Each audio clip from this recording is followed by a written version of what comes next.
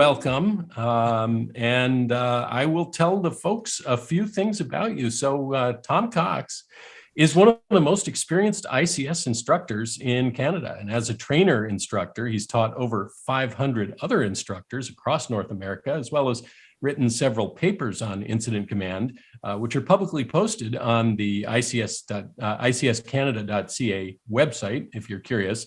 With 15 years experience with the Alberta Emergency Management Agency and a further 10 years as a volunteer in ARES, first aid, and emergency social services and evacuations, Tom brings considerable knowledge, experience, and passion to his presentations.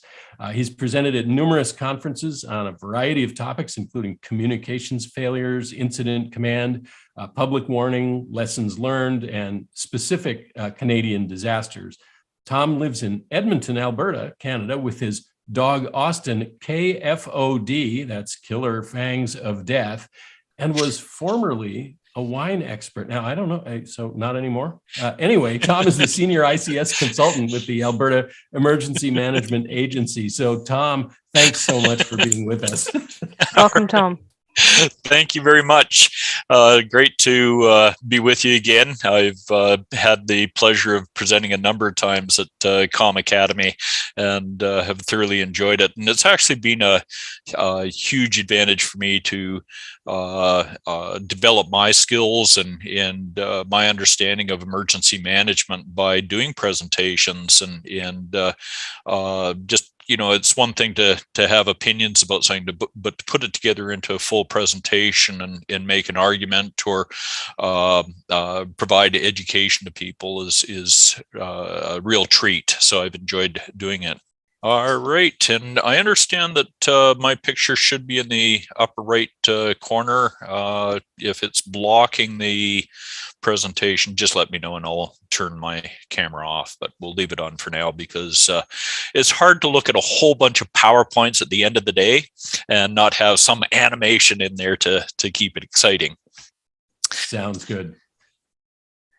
All right. Let's get to her, and you'll note that I've got speaker notes included with the presentation, so when it gets posted after the conference here, you can see what I'm referring to a little more in depth there. So what we're going to take a look at is current explanations of priorities in ICS. We'll take a look at the definitions of priorities and some of the issues with those definitions. Canada uses P-Post. I talked about that last year at the conference. Well, we'll take a little more in-depth look at the priorities, the first P of P-Post. We'll look at other priorities and know that is not a typo where I've got priorities capitalized above and then other priorities not capitalized. That is intentional, and we'll make it clear once we go through the presentation. And then at the end, we'll take a look at using priorities in your exercises, emergencies, and within your organization, within your ARES group or MCOM group, just to make a point in terms of what role the priorities will play. So we've got a lot to cover, so let's get to it. Just a bit of background on this presentation. It started in 2017 when I got a call from one of the most senior instructors in North America saying, how do you get an incident commander to set good objectives? And it was a little bit shocking because this person is a curriculum developer, has been training for 30 years, and yet had just witnessed a exercise where the incident commander with ICS 400 had real troubles setting objectives. And so that was a bit of a challenge to me. And one of the things taking a look at the research is that less than 10% of the objectives set on incidents are actually what we would consider good objectives.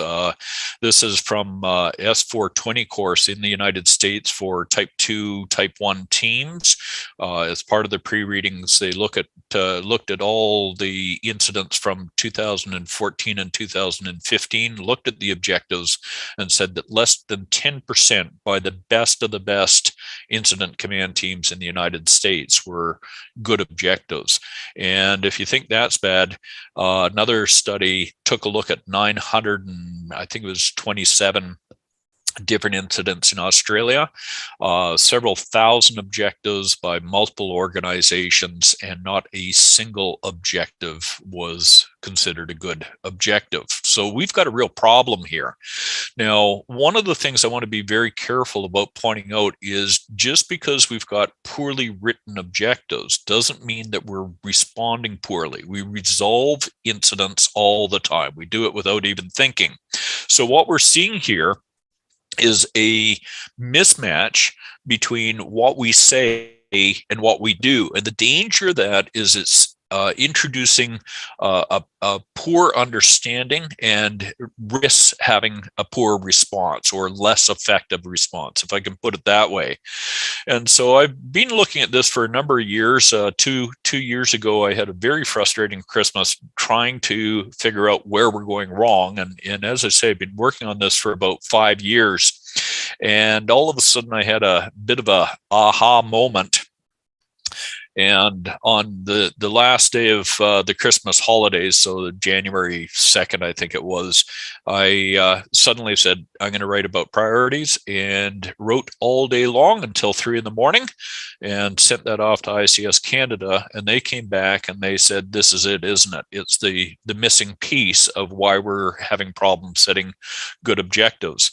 So the question is it a missing piece or is it the missing piece? And I'm going to argue in this presentation that the priorities provide the framework for understanding all aspects of emergency response, and yet we barely mention it in the training materials. All right, so let's take a little look at wording here, and I just want to go through priorities, and prioritization, because they are used interchangeably, but they're actually 3 different things. So we'll just start off with the small p priority, which is the general plain language. What does the average person think of this? And so it's a fact or condition of being regarded or treated as something more important, a thing that is regarded as more important than others, the right to precedence or proceed before others. And right away, this is one of the problems with plain language, is each of those definitions is slightly different. And so that means it opens things up to interpretation. The next definition is prioritization. And whereas priority is a noun, this is a verb. This is the process. It's an action. And it's the action or process of deciding the relative importance or urgency of a thing or things. Now, prioritization, when you are prioritizing things, everyone will say, oh yeah, they're based on the priorities. Yes, but there's another aspect, and that is importance. And it says here the relative importance or urgency of a thing or things. And so in order to achieve the priority, something that may seem innocuous or minor suddenly becomes a huge priority because, and small p priority, because it is important. And so I use the example of, is a key important? Yes, a key can be important if you need something out of the cupboard. But is it a priority? Well, no, it's not the same as a priority for an emergency response organization to have a key. It's not necessary on every incident. But the example that I would give is the January 6th attack on the Capitol. The Capitol Police didn't have a key for the bus with all their riot gear. And so because they didn't have the riot gear immediately available, that led to being unable to achieve some of their priorities there. So priorities are what is important. The prioritization is putting it first. And then we come to setting the priorities. And this is how quickly the curriculum and incident command can throw people off. It says here, step 2, the initial response efforts. You do a size up and you're looking at the hazards, and it implies the incident commander sets the initial priorities, sort of the middle bullet there, the initial priorities. Well, what they're talking about here is not setting the priorities of ICS. They're not saying, well, we arrive on scene and today our priority is going to be economy and business reputation. What they're saying is what has to be done first, what is important to meet the priorities. So what they're actually talking about is the verb of prioritization. And that is different than the priorities. So already we can see some confusion coming in the curriculum. The incident commander is not setting the priorities, the ICS priorities. They're prioritizing based on the ICS priorities. But for someone new to ICS, that can be a little confusing to say the least. All right. So the prioritization depends on the priorities and importance. Two separate things are required there. All right, so let's take a look at a proper noun here. And a proper noun is a name for an individual person, place, or organization spelled with an initial capital letter, a noun that designates a particular being or thing, usually capitalized. Okay, so what we're looking at here is we can have a flag or we can have Old Glory. That is also a flag, but now it's got a specific name and it's capitalized to say it's the flag here. The Statue of Liberty is not just a statue, it is the Statue of Liberty there. And so that is a proper noun. And the reason I bring that up is because when we're talking about the three priorities of ICS, they are not plain language priorities, what comes first. They are the priorities. They are the three that you have to know in order to understand emergency response. And that's why the proper noun is important. All right, so let's take a look at the three priorities of ICS. And you've probably seen these slides before if you've gone through any of the ICS training. Overall priorities throughout the incident, objectives are established based on the following priorities. And even before we get to the three priorities, I want to bring your attention to objectives are established based on the following priorities. That is one of the clues that tells you how to set objectives, but it is not clear. It just simply says objectives are based. It doesn't say how they're based on the priorities or why they're based on the priorities or when they're based on the priorities. It just says they're based on the priorities. Well, that's not going to be too helpful. So what is the connection? What is the relationship between the priorities and the objectives? So let's take a little further look at. So I love this slide here. This is the same slide. It's got the overall priorities, the three incident priorities there. And there is the entire explanation for the students on what the priorities do. It says word for word what is on the PowerPoint slide already. It doesn't add a single word to explain anything further. So the students are going, okay, on to the next slide. Now I want to just bring your attention. Priority 3 on the FEMA slide here, property presentation. If I look at this slide, which is another American slide, it says priority 3 is property and environmental conservation. So already we've got property preservation and environmental conservation, two different priorities, all within the American curriculum. So which one is correct? And you find half of them say property preservation and the other half are saying property and environmental conservation. All right, so let's take a look at the nature of priorities. And this is the fun thing with the priorities is taking a look and getting a little beyond just saying the priorities are 1, 2, 3. This doesn't explain where they come from or what their role is or how to apply them, how to use them. And it's the equivalent of saying, okay, the three priorities are 1, 2, 3. That's the same as saying, well, this is a brick. It doesn't tell you what a brick is used for or where you find it or how it best fits in or anything. It just says it's a brick. And so the first thing to understand about the nature of priorities is that they are based on conflict. If there are sufficient resources, you don't need priorities. If you have sufficient time and there's no conflict. So priorities are required anytime you've got a conflict in two priorities because of resource shortages. And at that point, one comes before the other, whether you like it or not. And that has some pretty important implications there. First of all, that it's a conflict between alternatives. Something must give. One will be achieved, the other will be unachieved. And some of the things to understand, especially with incident command, is that one of the limited resources is time. And unfortunately, you can add more fire trucks, you can add more resources, but you can't add more time. So time is one of the real set absolutes on what you can do during an incident, whether you've got the resources or not. If you don't have time, you need to prioritize. So the other aspect of priorities is conflict and achievement. And what this means is you may have two priorities with both having sufficient resources to do, but the achievement of one blocks the achievement of the other. Sometimes there's a conflict between how both can be done at the same time and the same place.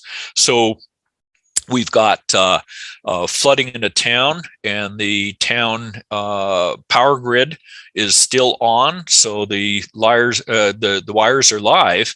Here you've got a situation where the conflict is we want to save lives, but if we send responders in to a situation with live wire, then the responders will be injured. So now we've got a conflict. Which one comes first?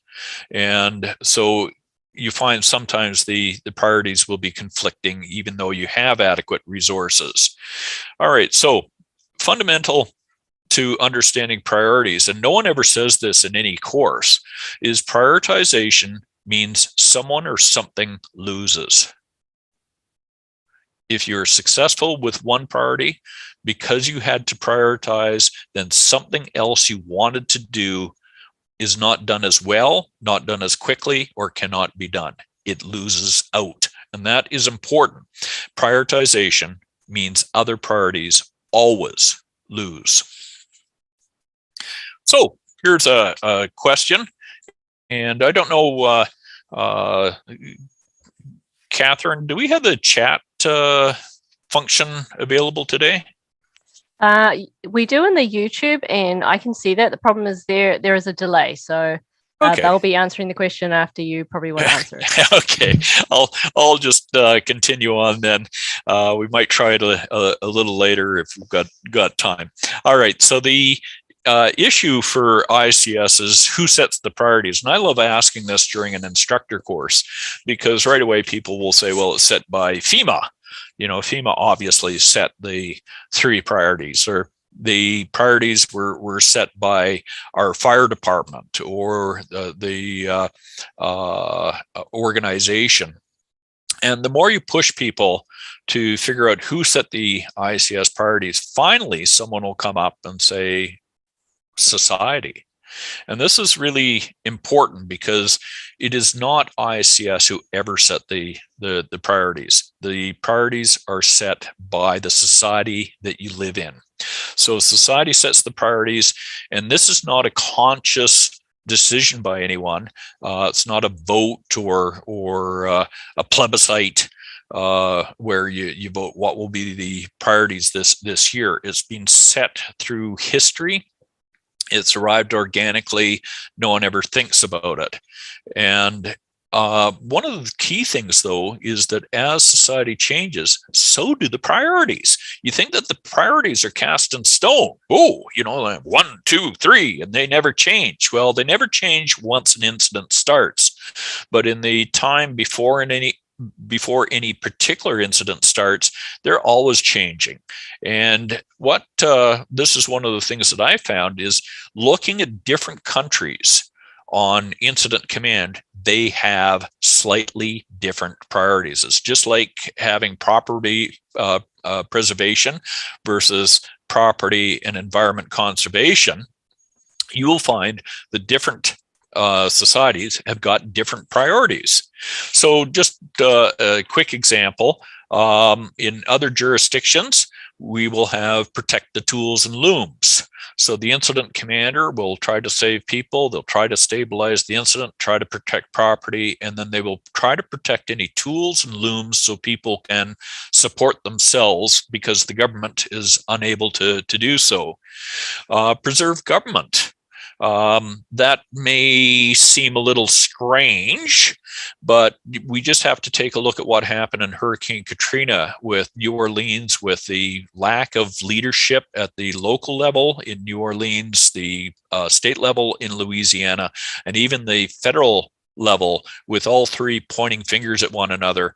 And finally, the president had to appoint a national incident commander because the government was perceived to have failed. It wasn't there for the people anymore.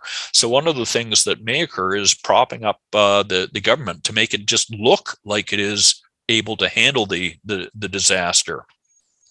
Public health, obviously with COVID, that is a major concern, and in some countries it's a continual concern, and it's part of the incident command priorities.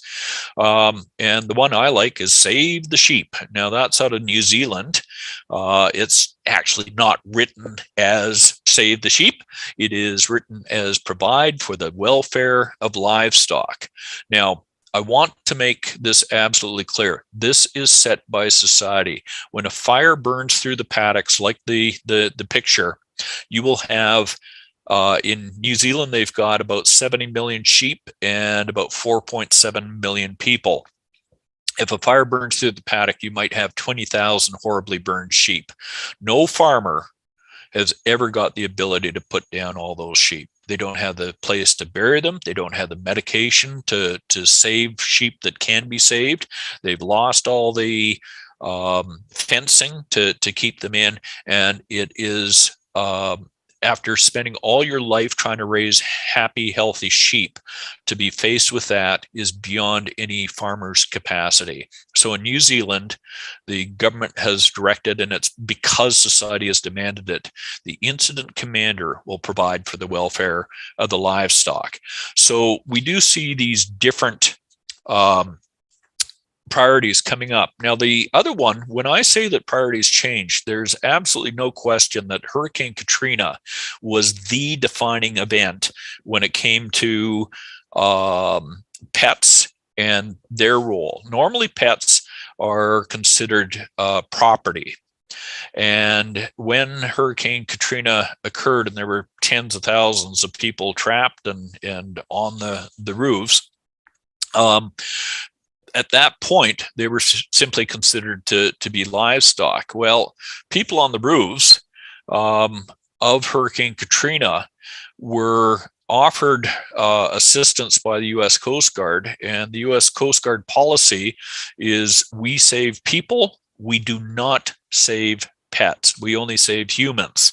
Well, society told them they're wrong, that the families on top of the roofs said, you will rescue the pets. And they got into such large fights with people that we will not take the cat and the dog, that it slowed the rescues down. So the U.S. Coast Guard policy changed within a couple of days, and it was not a conscious, immediate change. It was already being done by some of the rescue technicians, but it was very clear within a couple of days, U.S. Coast Guard does rescue pets because pets are now part of the family.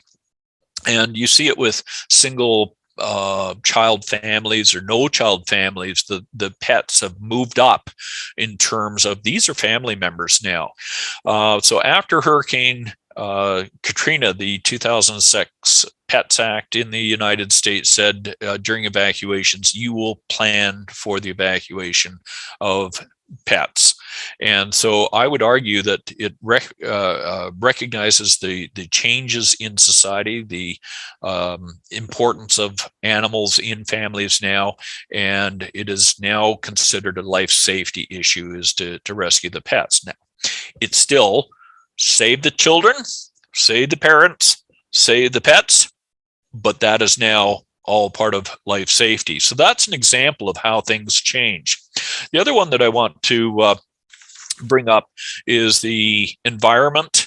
And we are seeing a huge change to the environmental protection these days. This is a grove of trees. There are approximately 200 to 300 million years old. There's only one grove of these pines left in the world. They're not true pines, but they're called Wollemi pines in Australia. And what was really cool was they actually had a secret operation because the gully that they're in is classified as a secret.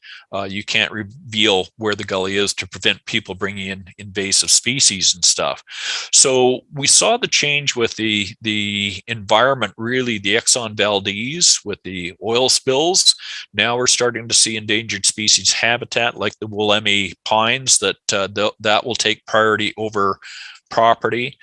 Drought is starting to have a major impact in especially in California, Arizona, the water issues there. So people are getting concerned. In Australia, it's the coral bleaching and the loss of the Great Barrier Reef and microplastics everywhere. And so what's happening is you're starting to see more and more environmental issues coming up and people saying we can't keep on polluting everything that we've got. We need to start protecting it.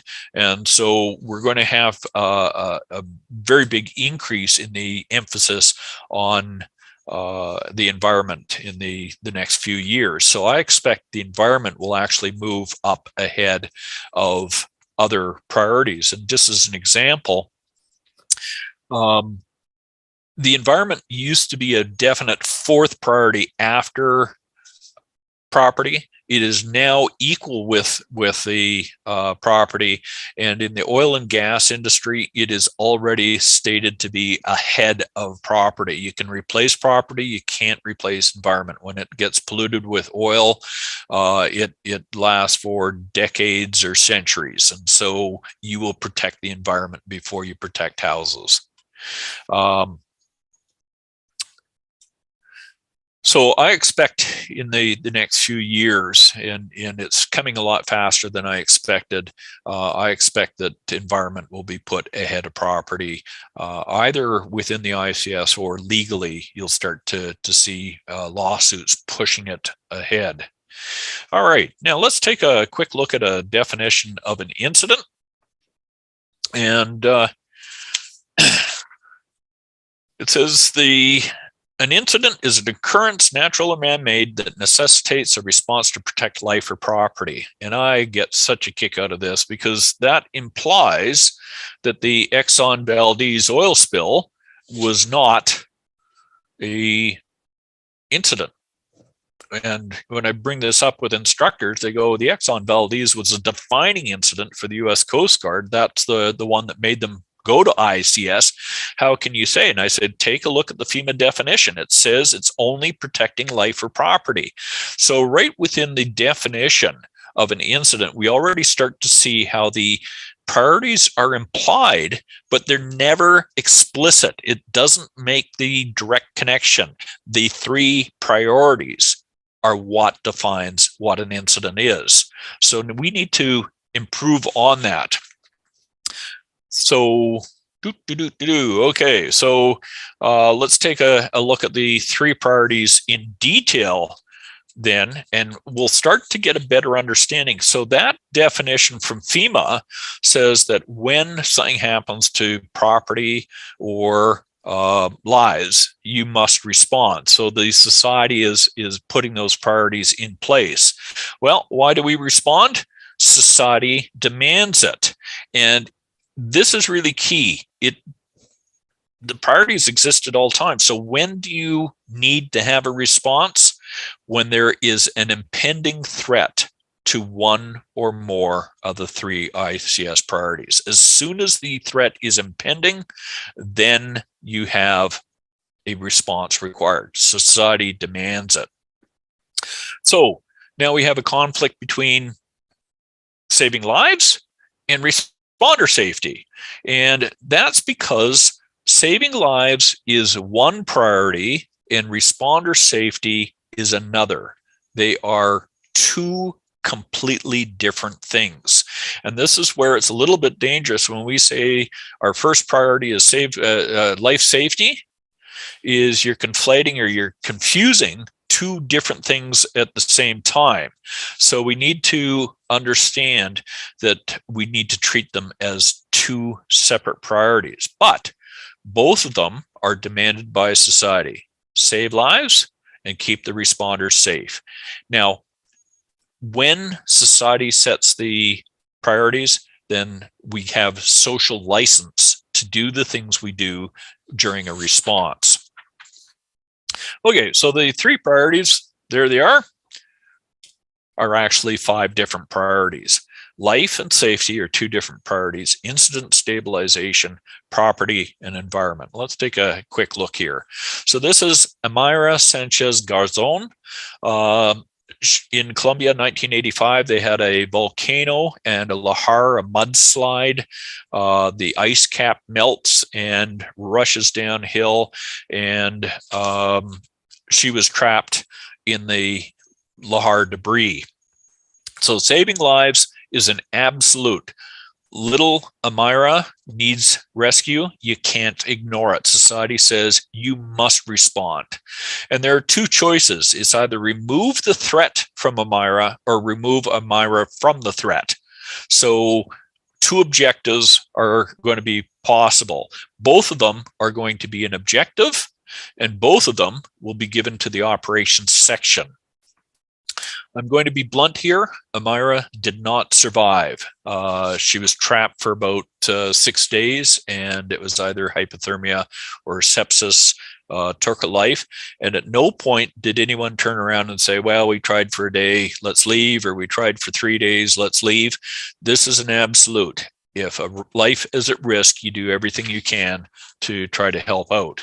Now, the responder safety is different because you can never keep responders safe when you are consciously, knowingly, and deliberately sending them into danger. We know we are making them less safe. And so this is a different thing that we have to take a look at. So safety exists before, during, and after any incident. It exists at all times. Safety exists right now. Are you safe? Crossing the street. You can never be completely safe. So when you're crossing the street, is it a quiet street, a residential street during the day, or is it a freeway at night? What are you trying to cross? Well, that depends on the changing conditions. And one of the things to understand is that safety is always changing. It goes up and down throughout every incident, but it goes up and down before the incident and after the incident as well. So responder safety is not confined to the incident. If you ignore the safety of the responders at the fire hall or on the way to the incident, driving through red lights, or after the incident when they're tired, then you're putting responder safety at risk, and it has nothing to do with whether there's an incident or not. You cannot treat responder safety as an absolute. You can never keep responders 100% safe. And this is one of the fallacies of the statement, you know, safety is our number one objective or number one priority, is you can never keep responders entirely safe. The only way to keep responders safe is to keep them in the hall, never respond. So again, getting back to the point, we are consciously, deliberately, and knowingly sending them into unsafe conditions. So the way to handle safety is not by an objective, it must be mitigated. Mitigate the risk down to an acceptable level. Incident stabilization. Now, I bet you've never heard this before in any ICS course or any discussion aside from it's the number 2 priority. It doesn't tell you anything about what incident stabilization is. We need to expand on this because we gloss over it as if it's nothing. Save lives, save property, incident stabilization. Let's take a specific look at what is required to stabilize an incident. First of all, it's never explained to any student, so they never understand how to build this into an incident response. It starts off with stop the source of the threat. If we've got a fire, put the fire out. If we've got a pipeline that is broken, stop the pumping into the pipeline so that it stops the source of the hazard. Second of all, even if you stop pumping into the pipeline, the pipe is already broken, the oil is still leaking out. And so if you don't stop the spread away from the break, then it will continue to pollute. Critical infrastructure is stopping impacts of the incident on things like communications or roads or hospitals. So if we lose the hospital for a community, things will get worse. Continuity of emergency management is not as high a priority, and it's quite frankly not the incident commander's worry. It should be the community or the organization's worry. But unfortunately, the incident commander may be the only person who realizes that they've taken every ambulance and fire truck for hundreds of miles around. And looking at all those vehicles, they should be saying, what are we doing for the next routine incident that will occur? This actually occurred in Alberta, where we had a tornado touchdown at Pine Lake. Virtually every ambulance and fire truck from all the surrounding counties arrived. And when a traffic accident or a medical emergency occurred in a neighboring county, there was nothing to send to it. And a deputy fire chief was fired, because you have to look at business continuity. And the last one is unique. It's incident management. And this is just simply saying having the right amount of incident command management on an incident will make it better. Having the wrong amount, too little or too much, will also make the situation worse. Too little management, you never get the response legs under you. But the issue with the too much management is people get bored and they start freelancing or start micromanaging, and that can have very negative effects on a response. So there are 5 different things that should be considered with incident stabilization. For new students, I would put them all together under the statement, stop new impending threats to the ICS priorities. You've got the current threats, but if it spreads into unaffected areas, then it will create new threats to the 3 priorities. All right, let's take a quick look at P-Post here. And we'll start off with common terminology in plain language. Common terminology says one meaning within a single context, an incident, common only to the responders and within the coherent incident management system. Now, this is key because there's only one meaning for each word. An incident command post only means one thing. A staging area in incident command is not referring to actors and props and scenes. It's talking about equipment staging for an emergency response. Plain language, multiple meanings determined by the context of the situation and the comprehension of the receiving party. Now, what I'm talking about there, the word run has got 647 different meanings. So if I say, Catherine, I want you to run to the command post to run the response so we don't run out of resources and don't run on at the mouth when you're doing it, I'm sure Catherine has got a pretty good understanding of what I'm talking about, because humans are really good at figuring out the meaning of the same word, different uses, just from the context alone. But the issue is in incident command, plain language leads to interpretation or misunderstanding. That's why we want to have common terminology. There's only one meaning and one meaning only. And so this is fairly important, because your work supervisor is not, your daily work is not the same as an incident command division supervisor. They are completely different things. And this is where we start to come in with this issue of priorities are not incident priorities. We need to capitalize the 3 ICS priorities to distinguish them from all other priorities that exist. Now, within the curriculum in Canada, we've got P-Post, and it talks about there the 3 priorities and the problems of what you know and observe of the incident, et cetera, et cetera. This was introduced by Dean Montre, and I want to give credit to Dean because I think this is one of the biggest improvements in incident command in 50 years. It explains everything about ICS and why we respond and how to set objectives.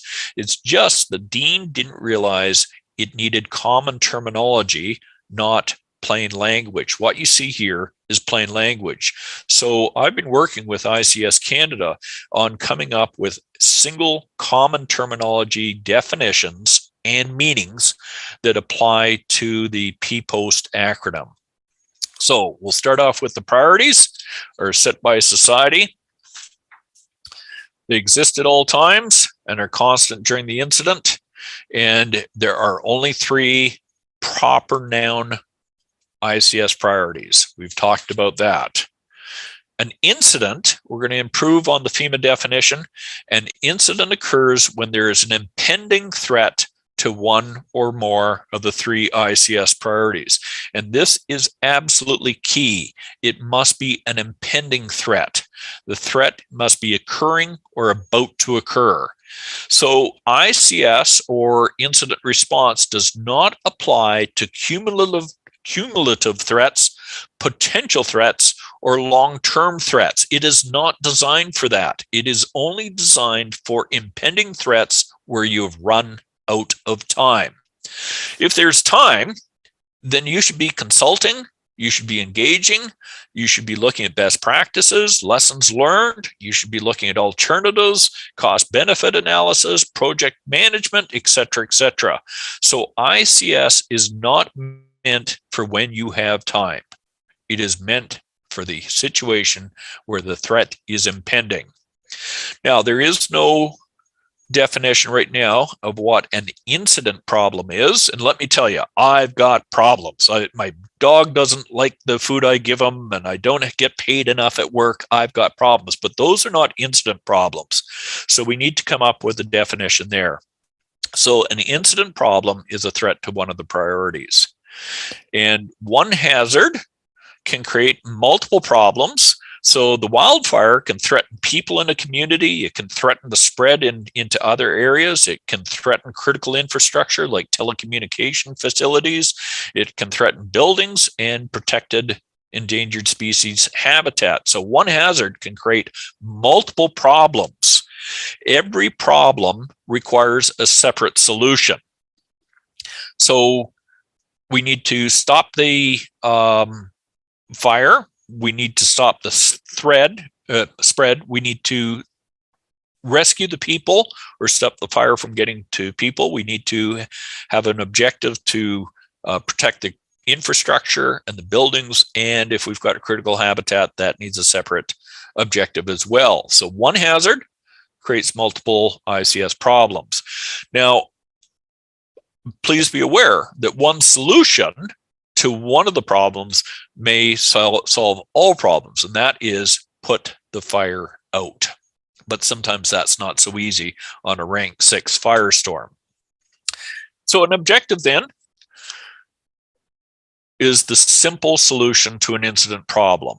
And I really emphasize it is simple. There's a fire, put the fire out. Can't put the fire out, then move the people. It's as simple as that. And one of the things that people always jump on me for and say, well, you're missing something. What am I missing? You're missing SMART. Let me tell you right now, the objectives are never SMART. An ICS instructor saying objectives are never SMART? Yes, that's because SMART is unnecessary and impossible during the initial response. You do not have enough information to make any objective SMART. So you just have to stick with the objective. Second of all, the objective exists before you make it SMART. You must have a good objective, then apply the SMART criteria to it. So if you don't know what the objective is, it doesn't matter what you're making SMART. So the objectives are not smart. They're actually incredibly simple. And this is where we have a lot of confusion within ICS, is that it is the strategy, tactics, and smart that are actually making things complex. Okay, strategy and tactics. Strategy is the way to accomplish an objective, and it's usually put as plan A and plan B. Most people are familiar with that. And the tactics are the people and major pieces of equipment, the resources, but not consumables and supplies. It's just the resources that you're going to track. Now, we talked about Austin Killer Fangs of Death, and I just want to give a quick example here. This is Austin doing ICS. I had an instructor one time say he was trying to figure out P-post, and all of a sudden he jumped out of the chair. There was a group of people. He jumped out and he said, "Oh my God, even a dog could do this." And so just as an example, I bring up this picture. This is Austin doing ICS. So we'll start with reversing P-post, and we'll start with the tactics. And what we've got here is Austin is doing tactics. So he's got one dish and one resource, him. He is not looking to me as a assignable resource. He's hoping he's going to convince me to help him out, but he's using Austin as the resource. So Austin and the dog dish. His strategy is to put the dish in front of my face, and because he's such a great ICS instructor, he's using big puppy dog eyes. So he's using plan A and plan B at the same time. His objective is to get more food, but we'll make it smart. For those who do like smart, we'll make it a little more complicated. So Austin wants to get the equivalent of another cup or two of dog food in his bowl within the next 10 minutes. His problem, he's still hungry. He was fed that morning. And his priority, and don't tell me a dog's priorities are save lives and protecting property. A dog's priority is to be fed, to go for a walk, to play games, to see other dogs, and don't go there, he's fixed. All right, there are other priorities out there, and I want to acknowledge that because the other priorities exist and they creep into incidents, and we need to stop them from creeping in, because what happens is they will confuse people as to what is the purpose of the response. So you find economy, business reputation, political priorities, religious priorities, cultural priorities, organizational priorities, we don't do it that way, personal priorities, investigation, autopsies, financial priorities, food and water priorities, sleep, and a lot of others. So you will find during incidents, people will try to force these other priorities onto the incident commander when the incident commander only can deal with the top three. So incident command was never designed for more priorities. Adding more priorities risk confusion and conflict, and non-ICS priorities should be just simply handed outside of the tape or to other entities like the Emergency Coordination Center, a business group in the community, an NGO council. The issue is that you'll have a debate over whether this priority is ahead of that priority. When you're dealing with saving lives and stabilizing the incident, protecting property and environment, you can't be confused by where the other priorities come in. So using the other priorities, okay, coming to the end of the presentation here, let's just take a quick look up using the priorities within amateur radio. So the first one was the TOPHAT amateur radio exercise, testing our procedures, hams, and training. This is in Vancouver.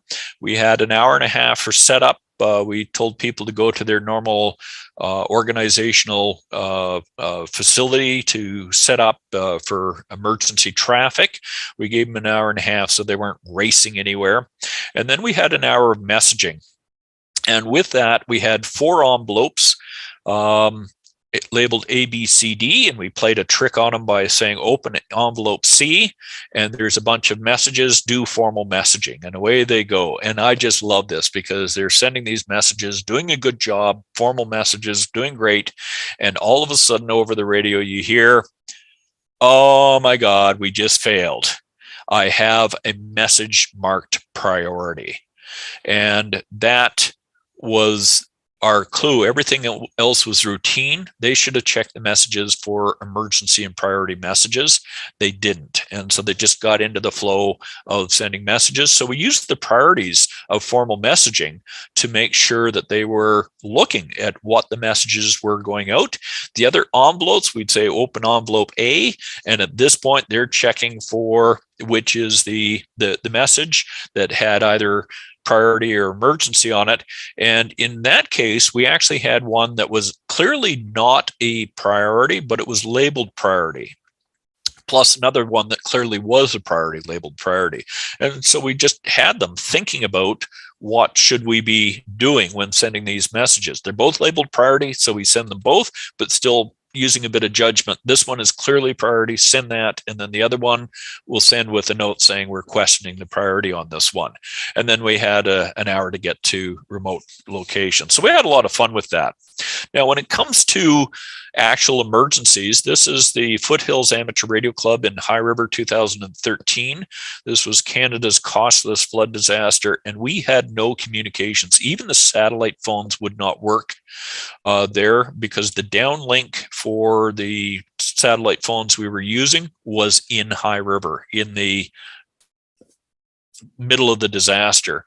So when you're taking a look at amateur radio is a scarce resource. You cannot handle all communication failures. You can only handle a handful. So you'd better prioritize where you're going to be. Obviously, the number one location is usually your emergency coordination center. I always take a look at what is the nature of the disaster. If it is an evacuation, then I want to get to the reception center, the evacuation center. That's where the people are. That's where the communications will fail. If it is a mass casualty incident, then I go to the hospital and set up in the parking lot. And you go to the parking lot, well, the hospitals keep on claiming that they've got all sorts of communication. But when you've got a flood of people coming into a hospital, they're not all coming by ambulances. So they're showing up in the parking lot.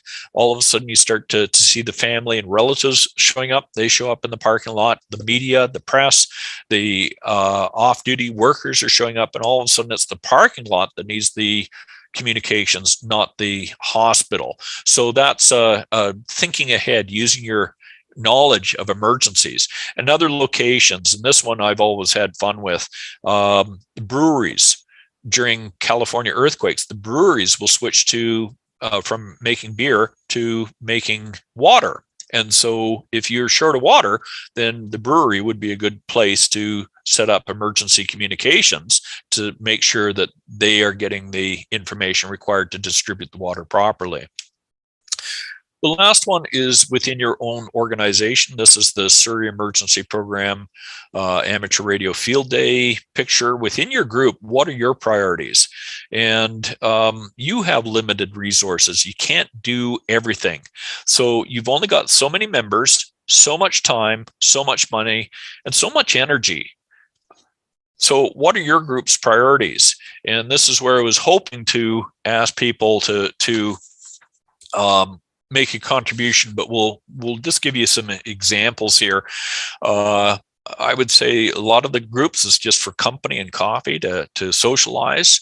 Some groups like to experiment, emergency communications during actual incidents. Contesting is a big one. Special events, doing marathons and fun runs, training to get your amateur radio license, training for emergency management activities such as ICS training, fundraising, casinos and stuff like that, recruiting and others. And the problem is with all of those, I'm sure that you've got other ones as well. Now, the reason I talk about this within your group is volunteer groups have ups and downs. Sometimes you have a lot of new members and sometimes people just disappear and you start to struggle. And this is where your priorities become critical. What are your critical missions? What are your priorities as a group? And one of the ones that quite often does not get mentioned is providing amateur radio license training to get new amateur radios operators in. If you're not providing the training to the community, you're not going to have members to handle anything else aside from the company and coffee. So summary of what we've done here. An incident occurs when there's an impending threat to one of the three priorities. An objective removes the threat from the priority. That's why you're there. Society demands it. ICS works when there's a threat and you have little time. ICS doesn't work when you have time. Other priorities are not working with other organizations, the interoperable aspect of it. Why do we respond? Society demands it. It is society's priorities. When do we respond? When there's an impending threat. What do? We are there to remove the threat. That's what you're there for. When you've removed the threat from the priority, you have a successful response. And when can you go home? When there are no impending threats to the three ICS priorities. So what is the definition? The explanation of a priority, an objective, and incident stabilization in the FEMA doctrine. There isn't a single word on anything that I've talked about today. Priorities tell you everything. I think we need to make the priorities a bit more of a priority. If you want a little more information, I've got a reference tab on the ICS Canada site. There are some talks, tips, and AEMA instructor video playlist for more on ICS. The Surrey Emergency Program Amateur Radio has the Communicator. I've got a link here that you can sign up. This is a 100-page document, comes out 6 times a year. It's a great resource on all aspects of amateur radio if you haven't signed up. And then finally, I just want to make a note. Comm Academy cannot run without donations. You haven't had to travel this year. You haven't paid for hotel rooms. You haven't paid the high price of gas. So please go to the tab and donate, $10, $20 to help make sure that we have a Comm Academy next year. Please do that today. I do have an email. It's not regularly checked, but if you wait a week, I will come back with a response. And with that, we'll turn it over to Catherine and question and answer and wind up the conference. Awesome. Thank you, Tom.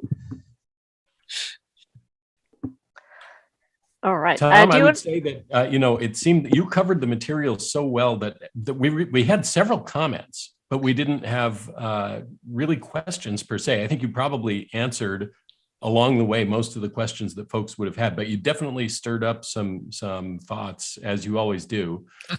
So really appreciate that. I mean, these are, some of these concepts seem fairly simple on the face of them, but when you're in the heat of battle, boy, it's a whole different matter if you haven't nailed this down ahead of time really well. And it's sure clear that there are huge gaps in how we teach this, that as soon as you say there's no definition of what a priority is, it tells you we got a problem right from the start. So yeah, and there have got to be countless situations where folks thought they had this fairly well settled going into it, and then it turned out to be another thing. I mean, the example you gave of the pets in Katrina was a perfect example of that. All right, well, turn off my video. Thank you very much for having me again this year. I always enjoy presenting, and hope it was a good wind up to the year. And thank you very much. Well, thank you, Tom. Actually, we did have I don't know if you're still listening. We did have one question about Austin. There was a lot of love for Austin, and did he achieve his objective? Did you feed him some more? Austin, I laughed so hard when he put the bowl on my lap that he definitely got one more bowl of dog food, and that's why I use him as a ICS instructor. He qualifies.